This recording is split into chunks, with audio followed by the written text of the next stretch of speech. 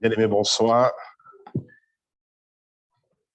Nous poursuivons ce soir notre formation sur la fin des temps.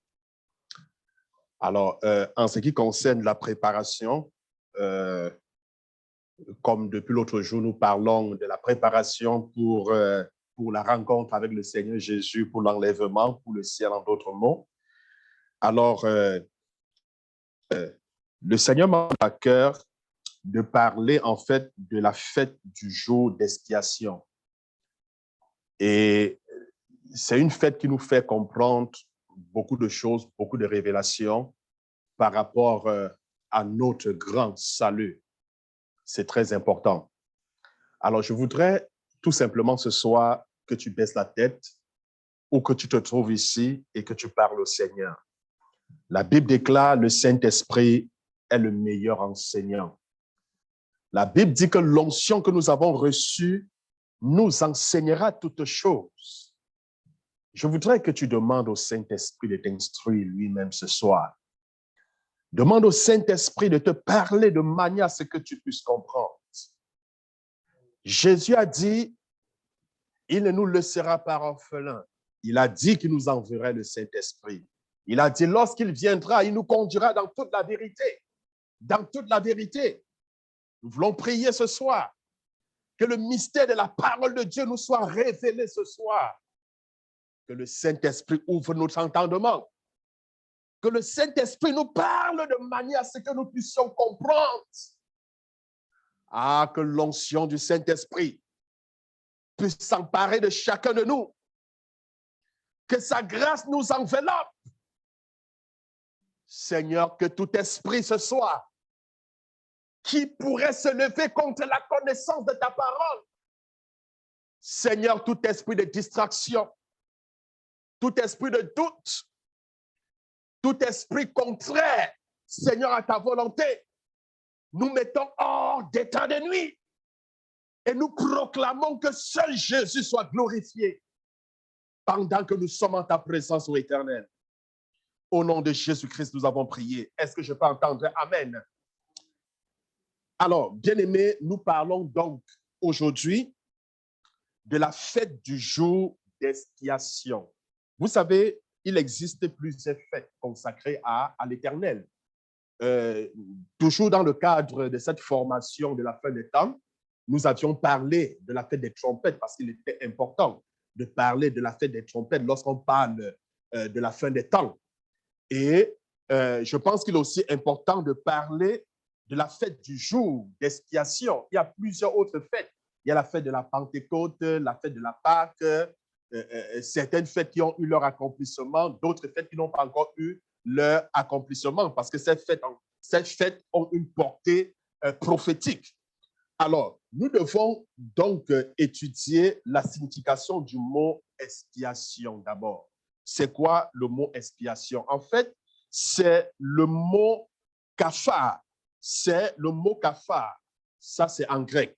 Et la définition de ce mot dans le dictionnaire hébreu signifie tout simplement recouvrir, je vais dire, recouvrir. Alors, le roi David s'est servi de ce terme quand il écrit en fait les psaumes. Lorsque nous prenons nos Bibles dans le livre de Psaume 32, le verset 1, Psaume 32, verset 1, alors il dit, heureux celui qui a la transgression est remise. Heureux celui à qui la transgression est remise, à qui le péché est pardonné. Heureux celui-là à qui la transgression est remise, celui-là à qui le péché est pardonné. Je vais encore dans Psaume au chapitre 85, le verset 3. Psaume 85, le verset 3. Il dit, tu as pardonné l'iniquité de ton peuple. Tu as couvert, soulignez le mot couvert. Il dit, tu as couvert tous ces péchés. Tu as couvert. Il faisait donc ainsi référence à l'expiation. Alors, de plus, le dictionnaire hébreu donne la signification suivante pour expirer. Expirer, en fait, ici veut dire apaiser. Expirer ici veut dire pardonner. Expirer veut dire pacifier. Ça veut dire réconcilier. Alors, l'idée est l'unité de ceux, en fait, qui étaient anciennement ennemis. Le sang du sacrifice couvre ou alors paye pour la transgression qui empêche la réconciliation des deux parties. Nous étions jadis ennemis de Dieu. Nous étions jadis ses ennemis parce que la Bible dit tous ont péché et sont privés de la gloire de Dieu. Alors, le sang donc du sacrifice couvre, ou alors le sang du sacrifice paye en fait la transgression qui empêchait la réconciliation entre Dieu et l'homme. La Bible dit dans le livre de Romains au chapitre 5, le verset 10. Romains chapitre 5, le verset 10. Car si, lorsque nous étions ennemis, nous avons été réconciliés avec Dieu par la mort de son Fils, à plus forte raison, étant réconciliés, serons-nous sauvés par sa vie? Bien-aimés, les événements du jour d'expiation donnent en fait un très bon aperçu des actions de Dieu pour l'expiation des péchés du peuple. Donc, quand nous étudions en fait les événements de l'expiation, elles donnent en fait des détails concernant en fait le pardon, la réconciliation de Dieu avec l'homme. Alors, pour commencer, nous allons aborder l'aspect passé ou alors l'aspect historique de cette fête. Alors, lorsque nous regardons l'aspect passé, nous constatons que le jour d'expiation était le 10e jour du 7e mois du calendrier juif. Ça, c'était selon le calendrier juif. Alors, le jour d'expiation suivait un modèle très sévère. C'était très, très sévère, méticuleux. Ça ne blaguait pas, comme on disait. Alors, le souverain sacrificateur était en très grand danger. Je dis bien, il était en très grand danger parce que la peine de mort était le résultat, en fait, d'une déviation des règlements. Si les règlements n'étaient pas suivis tels qu'ils avaient été prescrits par Dieu, alors ce qui attendait, c'était quoi? C'était la peine de mort. Alors, nous voyons les fils d'Aaron qui, n'est-ce pas, furent tués dans le lieu saint, ou alors dans la chambre avant le Saint des Saints, juste pour avoir employé des feux non autorisés dans leur ascensoir, juste parce qu'ils ont mis des feux qui n'étaient pas autorisés par Dieu, les feux étrangers. Alors, il fut frappé de mort. Nous pouvons voir ça dans Lévitique au chapitre 10, le verset 1. Alors, si je prends Lévitique chapitre 16, le verset 2, l'Éternel dit à Moïse, parle à ton frère Aaron, afin qu'il n'entre pas en tout temps dans le sanctuaire, au-dedans du voile, devant le propitiatoire. Vous pouvez souligner le mot propitiatoire, qui est sur l'arche, de peur qu'il ne meure, car j'apparaîtrai dans la nuée sur le propitiatoire. Dieu donne des directives claires, strictes à Moïse. Il dit à Moïse, parle à ton frère Aaron, qu'il n'entre pas en tout temps dans le sanctuaire, au-devant du voile, devant le propitiatoire, qui est près de l'arche, et de peur qu'il ne meure, car j'apparaîtrai dans la nuée sur le propitiatoire. En fait, le mot propitiatoire devrait être traduit par trône miséricordieux, d'autant pour moi. Le trône quoi? Miséricordieux. Donc, à la place de propitiatoire, pour mieux comprendre, mettez le mot, selon la traduction, trône miséricordieux. Alors, Dieu, en fait, était sur le trône entre les chérubins au-dessus du propitiatoire. Le psaume du roi David confirme ceci. Lorsque nous prenons nos Bibles dans le livre de Psaume, au chapitre 22, le verset 3. Pourtant, tu es le Saint. Tu sièges au milieu des louanges d'Israël. Alors, bien aimés, nous voyons la provision de Dieu pour le péché. Dieu a pourvu pour le péché. Alors, cette entrée solennelle, je vais dire, dans le Saint des Saints arrivait seulement une fois par année, parce que c'était une fois par année que le souverain sacrificateur se rendait dans le lieu très saint, parce que le tabernacle qui était la maison de Dieu, comme la maison de Dieu sur terre, était divisé en plusieurs sections. Il y avait les parvis, il y avait le lieu saint, et puis il y avait le lieu très saint. Donc, et c'était une fois par année que le souverain sacrificateur devrait s'y rendre. Alors, 2 fois pendant ce jour saint, donc 2 fois pendant ce jour, il entrait au lieu très saint. Alors, il entrait d'abord la première fois pour ses propres péchés et ensuite pour les péchés du peuple. Donc, la première fois qu'il entrait, c'est-à-dire, il entre d'abord le même jour, c'est-à-dire d'abord pour ses propres péchés, ensuite il entre pour le péché du peuple d'Israël. Alors, le souverain sacrificateur prenait en fait le sang des saints et des boucs pour l'asperger sur le propitiatoire. Dans le sac des boucs qu'il prenait, il aspergeait sur le propitiatoire, qui est, n'est-ce pas, le trône miséricordieux. Est-ce que quelqu'un comprend? Alors, nous pouvons prendre nos Bibles dans le livre des Hébreux, Hébreux chapitre 3, le verset 1. Et par la suite, nous allons prendre Hébreux chapitre 4, le verset 15 et le verset 16. Hébreux chapitre 3, verset 1. Hébreux chapitre 4, verset 15 et le verset 16. La Bible dit, c'est pourquoi, frères saints, qui avaient part à la vocation céleste, considérez l'apôtre et le souverain sacrificateur de la foi que nous professons. Car nous n'avons pas un souverain sacrificateur qui ne puisse se compatir à nos faiblesses.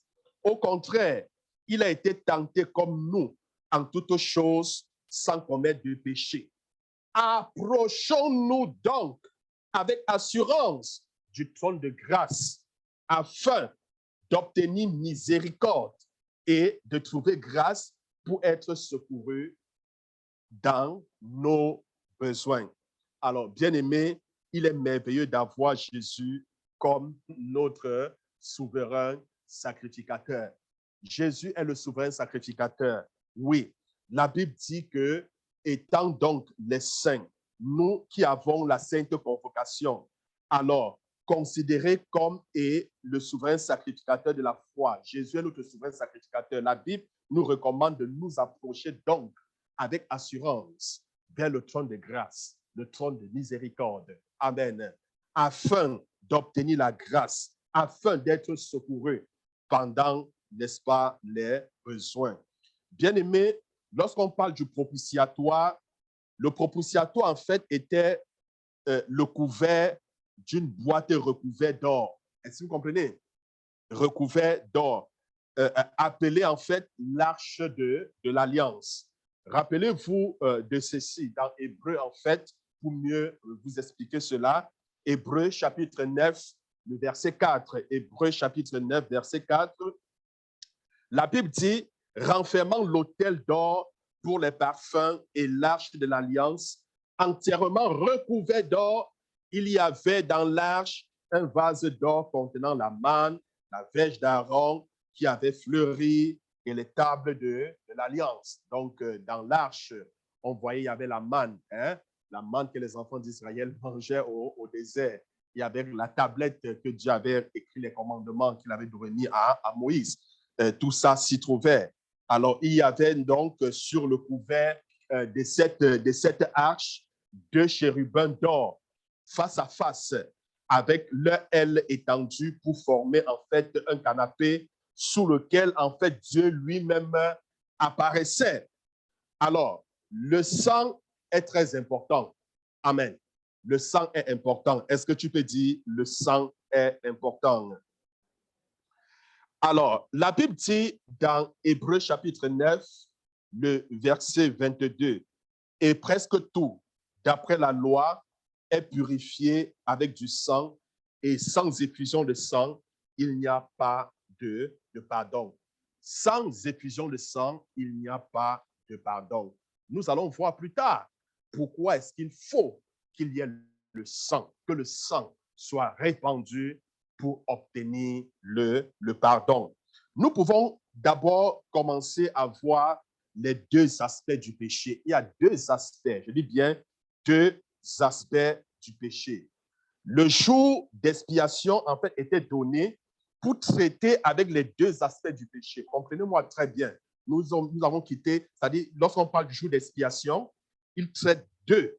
Je dis bien, il traite deux aspects du péché.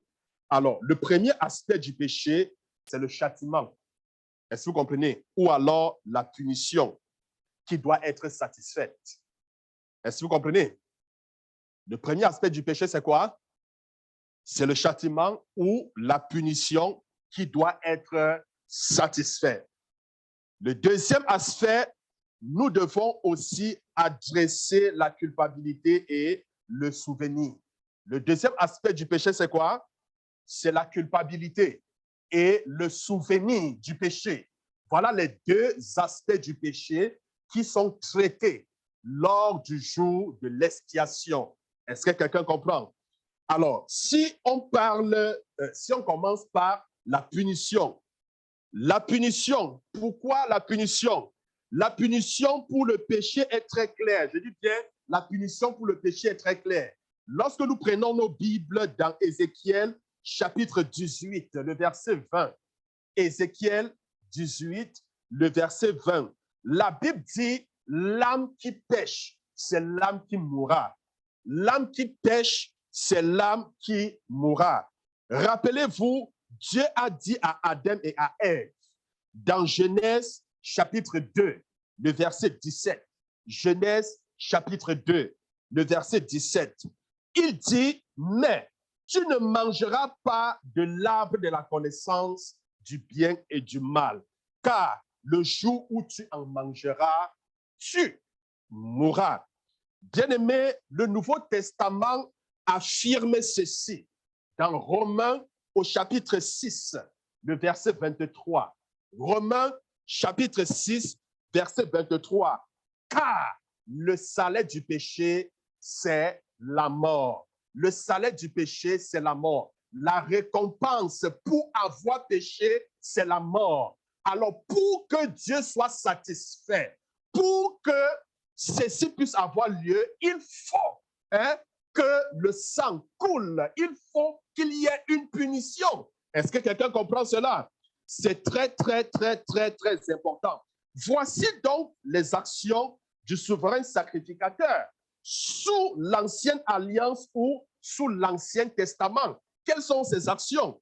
Alors, lorsque nous prenons nos Bibles dans Lévitique chapitre 16, le verset 6, Lévitique chapitre 16, le verset 6, Aaron offrit son taureau expiatoire. Il fera l'expiation pour lui et pour sa maison. Est-ce que vous avez souligné? Est-ce que vous avez vu? Aaron fera l'expiation, Aaron offrira son taureau expiatoire et il fera l'expiation pour lui et pour sa maison. Alors, nous comprenons tout simplement que le souverain sacrificateur ici, qui était Aaron, il doit asperger le sang de ce taureau sur le propitiatoire, c'est-à-dire sur le trône de miséricorde, miséricordieux, dans le Saint des Saints. Pour lui-même d'abord, est-ce que vous comprenez? Pour lui-même, avant d'entrer dans cet endroit pour le péché de la nation. Donc, avant d'entrer pour le péché de la nation d'Israël, parce qu'il était le souverain. C'était lui seul qui avait accès au Saint des Saints. il fallait qu'il entre d'abord pour offrir du sang d'abord pour lui, avant d'entrer maintenant une seconde fois pour le peuple d'Israël. La Bible dit, bien aimé, dans Hébreux chapitre 9, le verset 7. Hébreux chapitre 9, le verset 7. Et dans la seconde, le souverain sacrificateur seul entre une fois par an, non sans y porter du sang qu'il offre pour lui-même et pour les péchés du peuple. Alors, nous trouvons les détails dans Lévitique. Prenons rapidement Lévitique 14, 16, d'autant pour moi, le verset 14, Lévitique chapitre 16, verset 14. Alors, la Bible dit, il prendra du sang du taureau. C'est très important parce que ceci va nous permettre de mieux comprendre les explications à la langue qui s'en suivent. Alors, la Bible dit, il prendra du sang du taureau et il fera l'aspersion avec son doigt sur le devant du propitiatoire vers l'Orient. Il fera avec son doigt 7 fois l'aspersion du sang devant le propitiatoire. Après l'offrande pour son propre péché, alors le souverain sacrificateur offrait le sacrifice maintenant pour le péché du peuple. Le sacrifice pour le peuple consistait de 2 boucs âgés d'1 an. Est-ce que vous comprenez? Pour le peuple, il fallait prendre quoi? 2 boucs âgés d'1 an. Alors, le sang de cet animal était versé sur le propitiatoire dans le sein des saints. D'accord? Il versait le sang dans le sein des saints. Lévitique chapitre 16, le verset 15. Lévitique chapitre 16, le verset 15. La Bible dit, il égorgera le bouc expiatoire pour le peuple et il emportera le sang au-delà du voile. Il fera avec ce sang comme il a fait avec le sang du taureau, parce que le sang du taureau, c'était d'abord pour ses propres péchés. Est-ce que vous comprenez? Donc, comme il a fait avec le sang du taureau, il en fera l'aspersion sur le propitiatoire et devant le propitiatoire.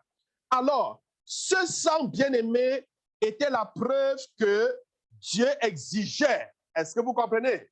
Ce sang était la preuve que Dieu exigeait. Alors, ce sang étant la preuve que Dieu exigeait, montrait que la punition pour le péché avait été satisfaite. Il fallait que la punition du péché soit satisfaite. Et là, donc, c'était la preuve devant Dieu que la punition était comment? Était satisfaite.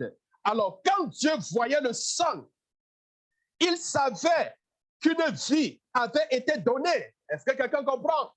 Quand il voyait le sang, il savait qu'une vie avait été donnée. Il pouvait alors être réconcilié avec le pécheur. Dans Lévitique chapitre 17, le verset 11, Lévitique 17, verset 11, la Bible dit, car l'âme de la chair est dans le sang. L'âme de la chair est dans le sang. La vie de toute chair est dans le sang. Et il dit, je vous l'ai donné sur l'autel afin qu'il servit d'expiation pour vos âmes, car c'est par l'âme que le sang fait l'expiation. Est-ce que quelqu'un peut dire Amen? Alors, ça, c'est la punition, parce qu'il fallait qu'elle soit satisfaite. Alors, en aspergeant donc le sang, en aspergeant donc le sang, c'était donc la preuve que Dieu exigeait, montrant que la punition pour le péché avait été satisfaite. Est-ce qu'on se comprend? Bon, maintenant, le deuxième aspect du péché, c'est la culpabilité et le souvenir. La culpabilité et le souvenir. Alors, si nous prenons nos Bibles dans Hébreux chapitre 9, le verset 14. Hébreux chapitre 9, le verset 14. Combien plus le sang de Christ purifiera-t-il votre conscience Est-ce que vous comprenez? Purifia-t-il votre confiance des œuvres mortes afin que vous serviez le Dieu vivant? Nous avons aussi besoin de ce miracle dans nos vies. Il est merveilleux, bien aimé, de savoir que nos péchés peuvent être pardonnés à cause qu'un sacrifice de sang a été offert. Hein? Est-ce que vous comprenez? Mais nous devons aussi savoir que nos péchés sont oubliés. Hein? Nos péchés sont oubliés afin que nous vivions pas sous le fardeau de la culpabilité, pas sous le fardeau de la honte et de la condamnation qui accompagne le péché.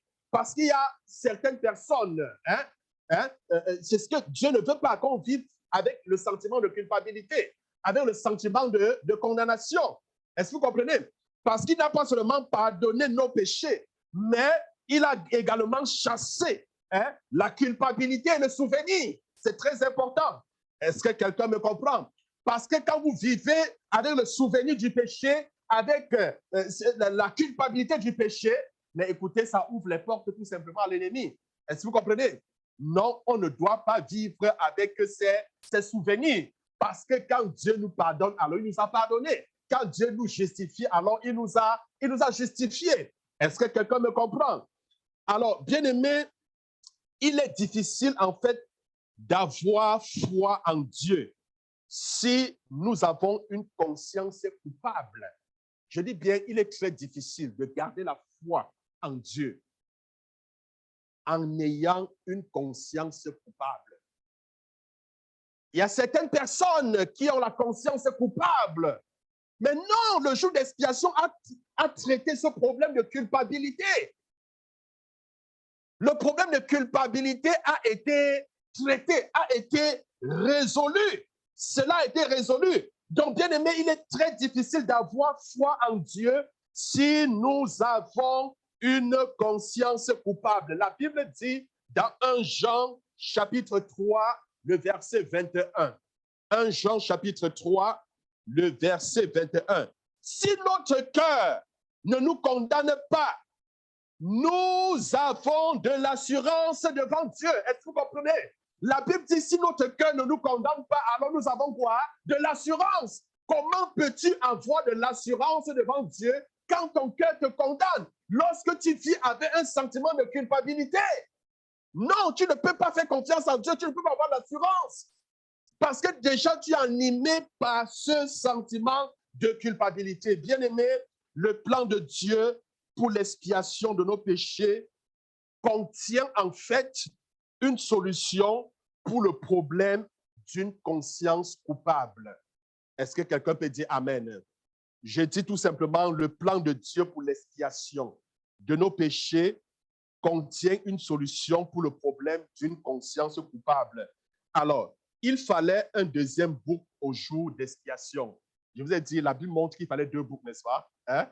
Le premier bouc représentait le péché d'Israël, qui était aspergé sur l'autel, qui était la preuve que Dieu exigeait, qui venait satisfaire à la punition, n'est-ce pas?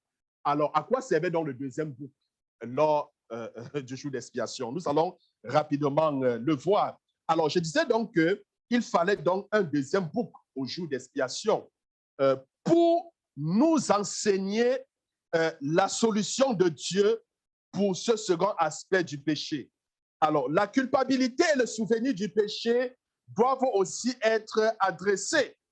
En hébreu, le deuxième bouc était appelé Azazel. C'est comme ça qu'on appelle, c'est comme ça qu'on appelle en hébreu le deuxième bouc, en fait, qui était offert le jour de l'expiation. Il est appelé Azazel. Azazel, c'est A-Z-A-Z-E-L.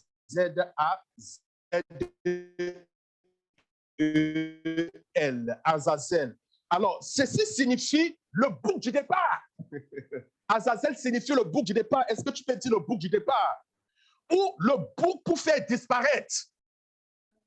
Oui, c'est la signification du deuxième bouc, Azazel, c'est-à-dire le bouc du départ ou le bouc pour faire disparaître. Alors, ce bouc recevait tous les péchés de la nation et il partait pour le désert.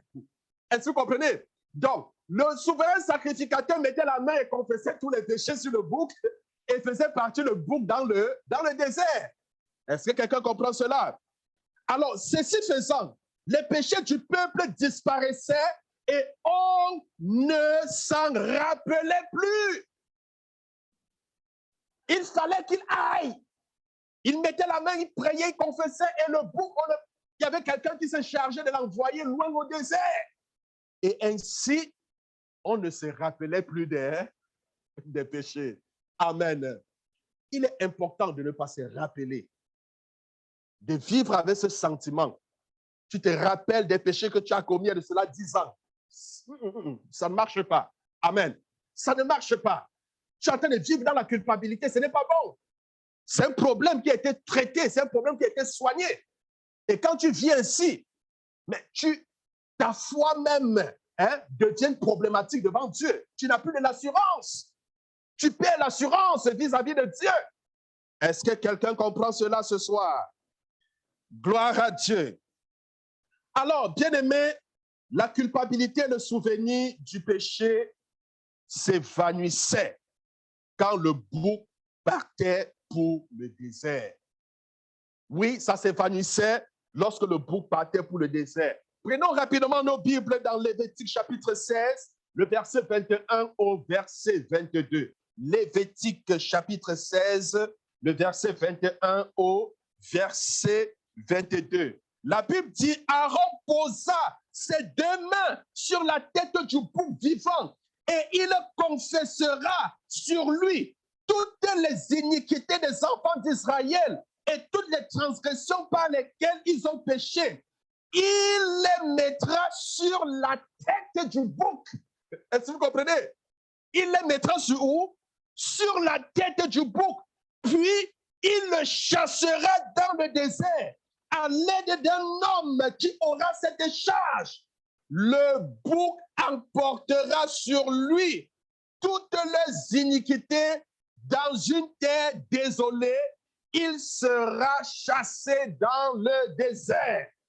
Bien-aimé, ce métaphore est employé par Jean-Baptiste quelques 1400 années après que Jésus institua le jour d'expiation. Dans Jean chapitre 1, le verset 29, lorsqu'il aperçut Jésus, le lendemain, il vit Jésus venant à lui et il dit, voici l'agneau de Dieu qui ôte le péché du monde.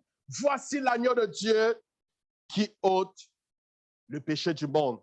Alors, nous retenons que le premier bouc meurt pour le péché. Amen. Le premier bouc meurt pourquoi? Pour le péché.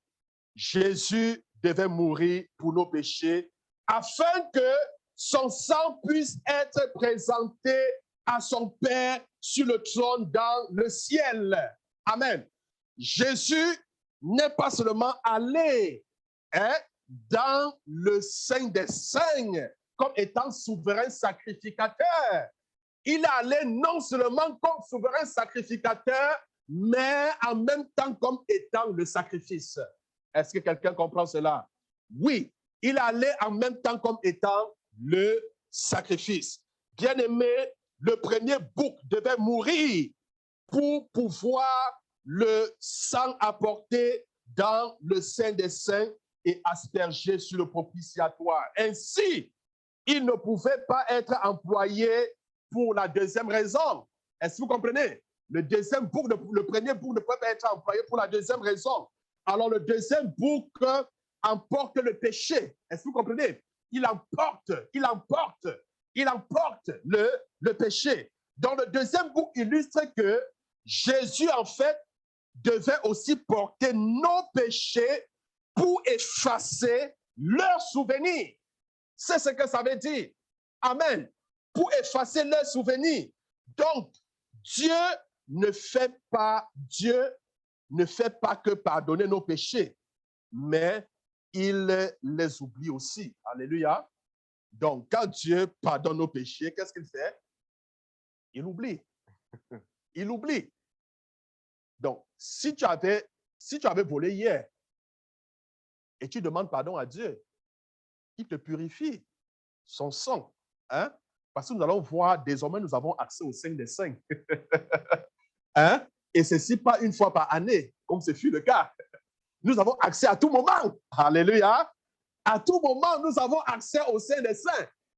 Hein? Lorsque tu vas sortir ici, tu pourras aller, tu as accès au Saint des Saints. Amen. Alors, quand tu te présentes au Saint des Saints, ben, parce que tu es un souverain, tu es un sacrificateur. La Bible dit, Dieu a fait de nous, Jésus a fait de nous des sacrificateurs pour Dieu le Père. Tu n'as plus besoin d'un sacrificateur pour te représenter. Non, non. Toi-même, tu te présentes au trône de grâce. Tu te présentes toi-même au trône de grâce. Tu plaides. Gloire à Dieu. Et quand Dieu te pardonne, oui, parce que Jésus est l'agneau qui est aspergé sur le propitiatoire. Amen. Alors Dieu te pardonne, ça veut dire il oublie ton péché. À ses yeux, tu avais volé hier, mais à l'instant, tu n'as jamais volé de toute ta vie. Amen. Tu n'as jamais volé. Tu n'as jamais volé. Mais si le diable donc veut te rappeler que tu avais volé, dis-lui, mais non, le Seigneur m'a pardonné. Amen. Le Seigneur m'a blanchi. Le Seigneur m'a purifié. Je ne vivrai pas dans la culpabilité. Si Dieu a oublié le souvenir de mon péché, ben, à plus forte raison, moi.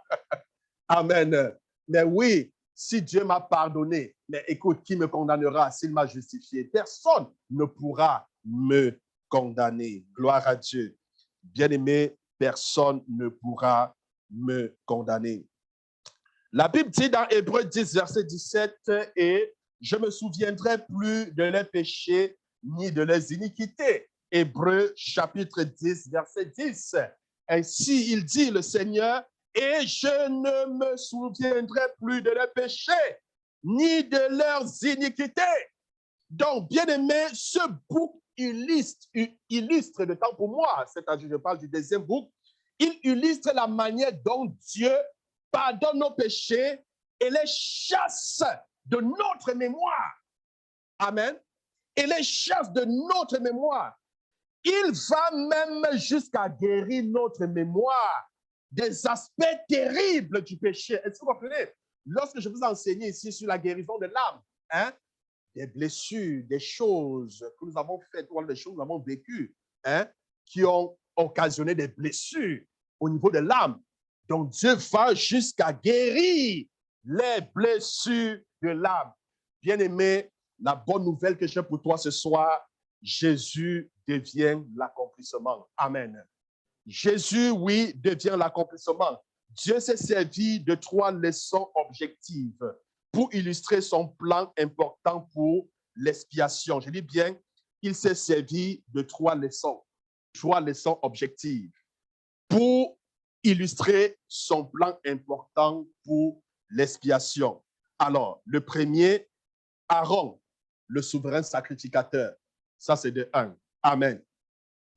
2, Aaron, je vais dire le souverain sacrificateur. 2, nous avons le taureau qui donnait son sang pour payer la peine pour le péché. D'accord? 3, Azazel, le bouc qui apportait avec lui nos péchés dans le désert pour les effacer de notre mémoire. Mais quand Jésus est venu, comprenez bien, quand Jésus est venu, il est devenu les 3 représentations en une seule. Amen. Jésus est devenu quoi? Les 3 représentations en une seule. Il est devenu notre souverain sacrificateur. 2, il est devenu celui qui versait son sang pour satisfaire la dette pour nos péchés. 3, il est devenu celui qui porterait nos péchés et qui les effacerait de notre mémoire. Bien-aimés, dans l'Ancien Testament, on ne pouvait pas entrer dans le Saint des Saints. L'endroit saint réservé pour la présence de Dieu. On ne pouvait pas y entrer n'importe comment, sans le sang pour l'expiation. Ceci pouvait seulement arriver une fois par année et seul le souverain sacrificateur pouvait y entrer. comme je vous ai expliqué tout à l'heure, le tabernacle était divisé. Il y avait les parvis, le lieu saint, le lieu très saint ou le saint des saints. C'était seul le souverain sacrificateur qui entrait dans le lieu très, très saint. Il y avait comme un voile qui séparait le lieu saint, le lieu très saint et les parvis. Ça veut dire la population, le peuple n'avait pas accès au lieu très saint. Est-ce que vous comprenez? Et dans le lieu très saint, la Bible dit c'est dans ce lieu que l'on retrouvait le trône de Dieu. L'arche de Dieu se trouvait dans le lieu très saint. Et le lieu très saint était éclairé par ce que la Bible appelle le Shekinah de Dieu, la gloire manifestée de Dieu. On n'avait pas accès au trône de grâce afin d'être secouru. Alléluia. On n'avait pas accès. L'accès était donné seul à un seul homme, une fois par an. Gloire à Dieu. Mais le voile, cette barrière a été détruite. Cette barrière a été renversée.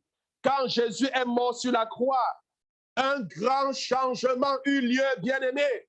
La Bible déclare dans le livre de Marc au chapitre 15, le verset 37 au verset 38. Marc au chapitre 15, verset 37 au verset 38. Mais Jésus, ayant poussé un grand cri, expira.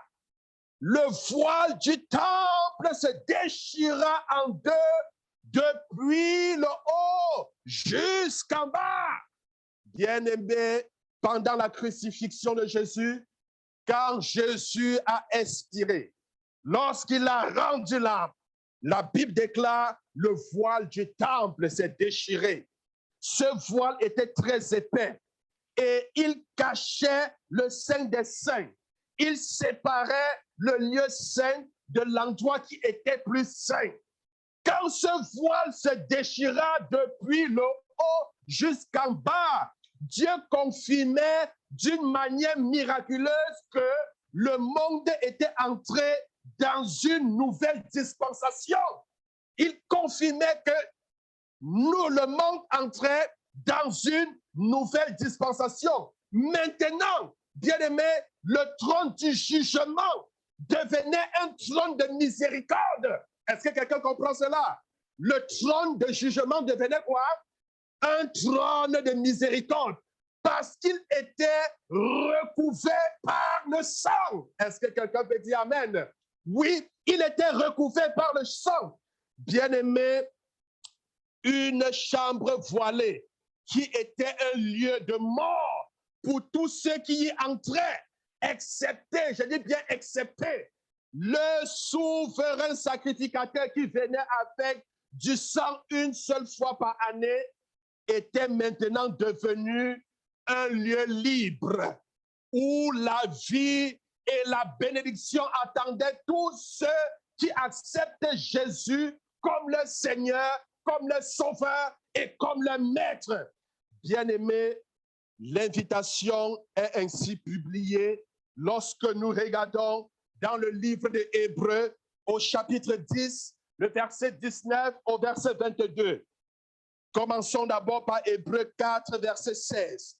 Hébreux 4, verset 16, nous voyons l'invitation qui est publiée. La Bible dit, écoutez, approchons-nous donc avec assurance. Mais avant, on ne pouvait pas s'approcher du trône de grâce. Amen. On n'avait même pas accès, ce n'était pas possible. Parce que si tu tentais à t'aventurer, qu'est-ce qui devait te retrouver? C'était la mort. Mais la Bible nous dit maintenant, il est publié. Approchons-nous donc avec assurance du trône de la grâce afin d'obtenir miséricorde et de trouver grâce pour être secouru pendant nos besoins. Dans Hébreux bien-aimé, au chapitre 10, verset 19 au verset 22, la Bible dit ainsi, donc frères, puisque nous avons au moyen du sang de Jésus un libre entrée dans le sanctuaire par la route nouvelle et vivante qu'il a inauguré pour nous au travers du voile, c'est-à-dire de sa chair. Et puisque nous avons un souverain sacrificateur établi sur la maison de Dieu, approchons-nous donc avec un cœur sincère, dans la plénitude de la foi, les cœurs purifiés, d'une mauvaise conscience et le corps lavé d'une eau pure. Est-ce que quelqu'un peut dire Amen? Est-ce que quelqu'un peut dire Amen? Oui, bien-aimé, la porte est ouverte et puis nous avons droit, oui, nous avons accès au lieu très saint. Nous avons accès à la présence de Dieu. Nous avons accès au trône de miséricorde. Alors, bien-aimé, je voudrais m'arrêter ici ce soir. Je voudrais, toi qui m'écoutes, peut-être tu n'as pas encore pris l'engagement de donner ta vie au Seigneur Jésus. Oui, peut-être tu n'as pas pris cet engagement, mais il est important pour toi de prendre cette décision. La Bible déclare, oui, que le Seigneur frappe à ta porte. Alors, si tu ouvres la porte de ton cœur, la porte de ta vie, il viendra. Oui, il viendra. Je peux tout simplement t'assurer ce soir, Dieu aime le pécheur, mais il déteste le péché. C'est la raison pour laquelle il voudrait que tu puisses te repentir. C'est la question pour laquelle il voudrait que tu reviennes à lui, que tu reviennes à lui de tout ton cœur, que tu reviennes à lui entièrement, parce qu'il veut pardonner tes péchés. Oui, toi qui vis encore, enfant de Dieu, qui m'écoute peut-être avec le poids, le sentiment de la culpabilité, mais la Bible dit, si Dieu nous a justifiés, alors qu'il nous condamnera. N'oublie pas que le jour d'expiation, oui, Jésus a payé la dette. Son sang était la preuve que Dieu exigeait, montrant la punition pour le péché, qui devait être satisfait.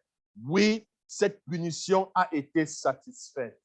Non seulement il nous a pardonné, mais il a chassé de nos mémoires la culpabilité et le souvenir du péché. Quel est ce péché qui te hante, bien-aimé? Quel est ce péché chaque fois que tu te rappelles, à chaque fois, le diable te rappelle, le diable te fait comprendre que Dieu ne t'a pas pardonné. Oui, ça revient. Non, tu ne dois pas être habité par ce sentiment de culpabilité. Parce que Jésus est Azazel de Dieu. Il est l'agneau de Dieu qui ôte le péché du monde. Il ôte le péché du monde.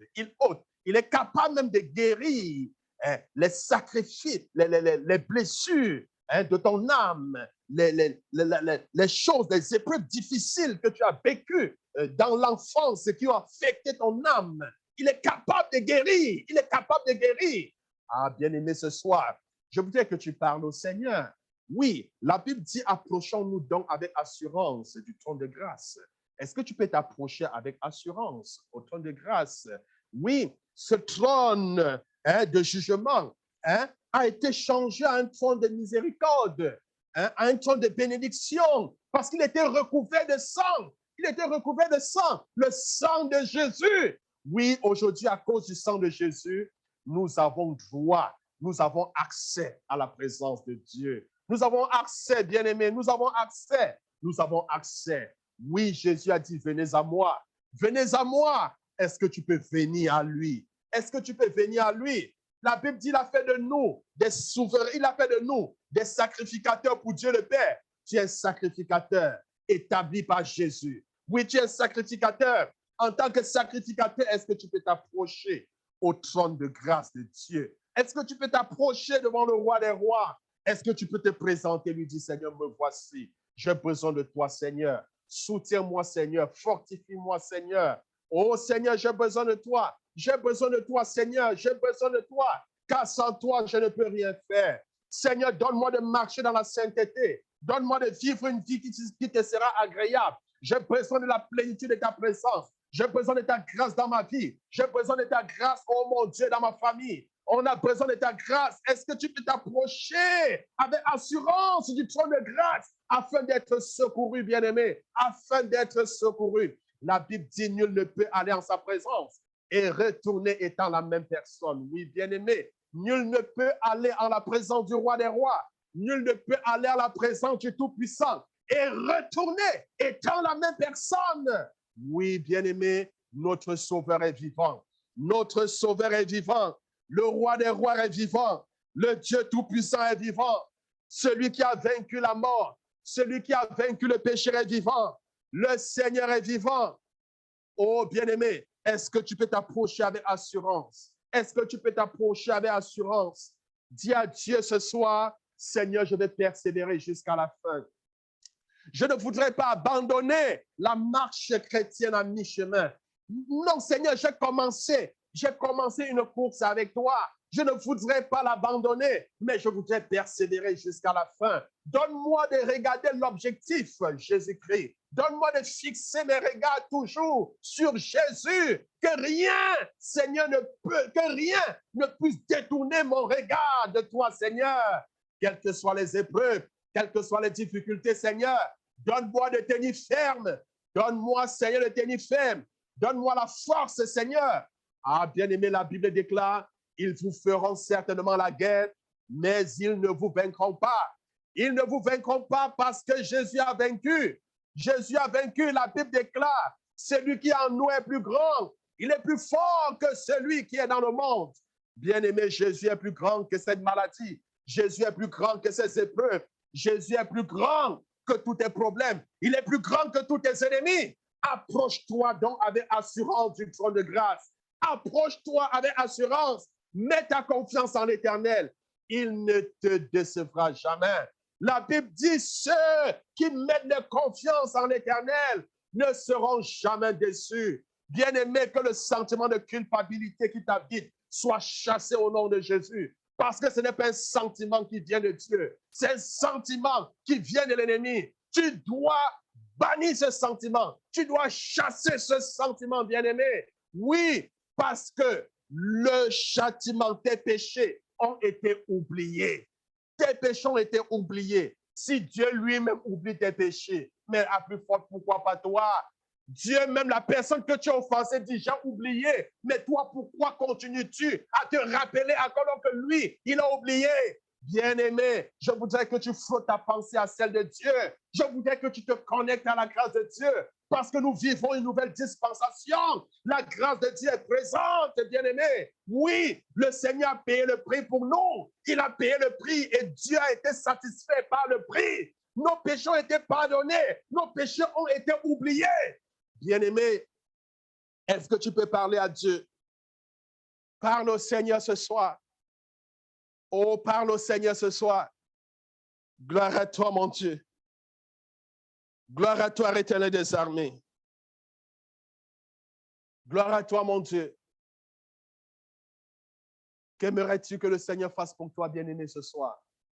La Bible dit, approchons-nous avec assurance du trône de grâce.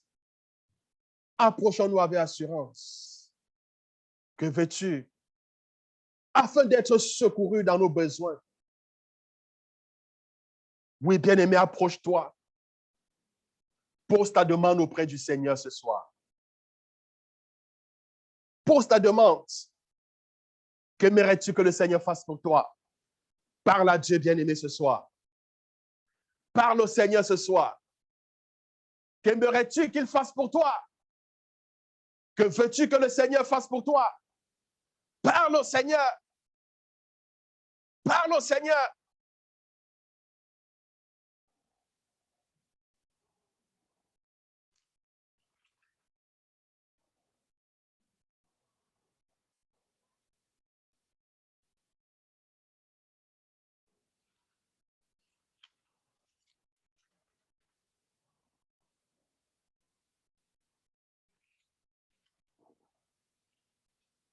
Au nom de Jésus. Alors, pour ceux qui nous écoutent et qui voudraient prendre l'engagement, oui, d'accepter Jésus. Jean-Baptiste a dit au sujet de Jésus, il est l'agneau de Dieu. L'agneau de Dieu qui ôte nos péchés. Oui, tu n'as pas encore fait la rencontre avec Jésus et tu aimerais l'accepter. Tu aimerais qu'il lave tes péchés, qu'il pardonne et qu'il efface tes péchés et qu'il te donne la vie éternelle. Je voudrais tout simplement que tu répètes cette prière après moi. Seigneur, je te dis merci parce que tu es amour. En ce jour, je te demande de me pardonner parce que j'ai péché contre toi. Depuis que je suis sorti du sein de ma mère jusqu'à maintenant, je t'ouvre en ce jour la porte de mon cœur, la porte de ma vie. Je reconnais Jésus comme l'agneau de Dieu qui ôte mes péchés. Je t'accepte, Seigneur, comme le sacrifice de Dieu afin de payer ma dette. Je t'accepte comme mon maître, comme mon Seigneur et comme mon sauveur. Prends la direction de ma vie. Change-la. Transforme-la.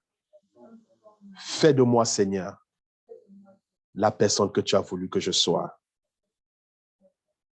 Merci, Seigneur, pour le pardon de mes péchés, pour l'oubli de mes péchés et pour la vie éternelle que tu m'accordes. Au nom de Jésus. Amen. Amen, amen. Bien-aimés, que le Seigneur vous bénisse. Je ne sais pas si le pasteur a quelque chose à dire. Amen. Alors, on se donne donc rendez-vous lundi prochain à la même heure lorsqu'il sera 19h30. Amen. Et dimanche, notre culte ici à Montmagny à 9h30 et à Bellechasse à 10h30. Je pense que le pasteur sera à Bellechasse dimanche. Parfait. Soyez bénis.